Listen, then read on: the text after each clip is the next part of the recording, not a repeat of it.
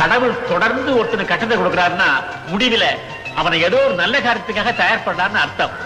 பிரிந்தவர்கள் கூடினார்கள். அன்று அவனை உடன் பிறந்த வணக்கம் மக்களே, இன்னைக்கு நம்ம எதை பத்தி பார்க்க போறோம்னா, நம்ம சூப்பர் ஸ்டார்னாலே மாஸ் கமர்ஷியல் அந்த மாதிரி தான் நிறைய பார்த்துருக்கோம்.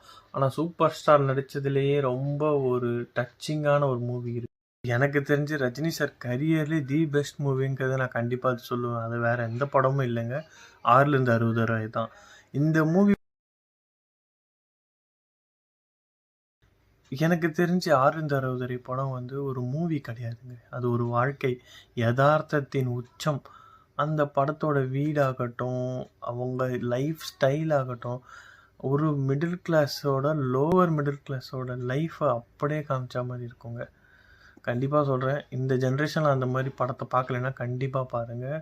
நான் ரெக்கமெண்ட் பண்ணுறேன் சூப்பர் ஸ்டாரோடைய படத்தை. உங்களுக்கு இந்த படம் எவ்வளோ பிடிக்குங்கிறத கமெண்ட்டில் கண்டிப்பாக சொல்லுங்கள். ஸோ சைனிங் ஆஃப், நான் அபி, ஸ்பீக் வித் அஃபி. Good by.